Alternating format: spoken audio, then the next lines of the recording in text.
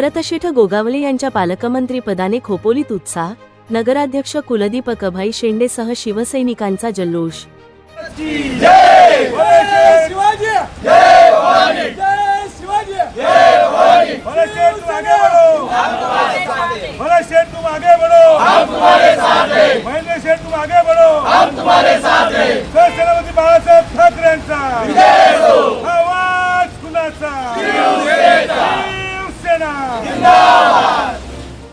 दोन तीन वर्षाच्या प्रतीक्षेनंतर नामदार भरतशेठ गोगावले साहेब यांना रायगडचं पालकमंत्री पद मिळालं म्हणून संपूर्ण जिल्ह्यामध्ये आणि खोपोली शहरामध्ये या ठिकाणी शिवसैनिकांमध्ये आणि सर्व कार्यकर्त्यांमध्ये जल्लोष उत्पन्न झालेला आहे।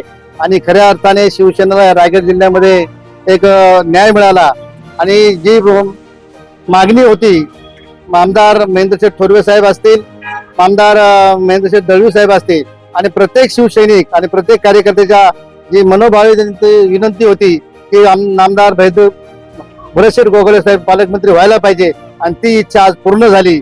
म्हणून मी राज्याचे मुख्यमंत्री फडणवीस साहेब, उपमुख्यमंत्री एकनाथ शिंदे साहेब, त्याचप्रमाणे उपमुख्यमंत्री सुनेत्राताई पवारताई ह्या सुद्धा यांचे आभार मानून आम्ही खोपोली शहरातर्फे त्यांचा आभार मानतो आणि पालकमंत्री झाल्याबद्दल भरतशेठ गोगावले साहेब यांचं सुद्धा अभिनंदन करतो। आणि या ठिकाणी शिवसेनेमध्ये एक जल्लोष निर्माण झालेला आहे आणि खूप खूप आम्हाला सर्वांना आनंद झाला पालकमंत्री झाल्याबद्दल।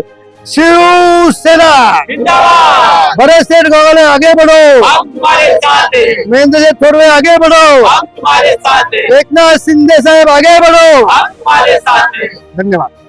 आज खऱ्या अर्थाने सर्व आमच्या शिवसैनिकांना खोपोलीतील आनंद झालेला आहे। आमचा रायगड जिल्ह्याचा ठाण्या वाघ भरतशेठ गोगावले यांची आज नियुक्ती पालकमंत्री म्हणून झालेली आहे। मी प्रथमतः मुख्यमंत्री फडणवीस साहेब, आमचे नेते उपमुख्यमंत्री एकनाथजी शिंदे साहेब, त्याचबरोबर उपमुख्यमंत्री सुनेत्राताई पवार यांचं मी मनापासून धन्यवाद देतो त्यांना की त्यांची पालकमंत्री आज भरतशेठ गोगावले यांची नियुक्ती केली त्यांनी। आणि आज खऱ्या अर्थाने डीपीडीसीच्या माध्यमातून आम्हाला खोपोलीकरांना एक चांगल्या प्रकारचा निधी मिळेल आणि आमचे आमदार महेंद्रशेठ थोरवे यांचे हात अजून बळकट होतील विकासाच्या माध्यमातून।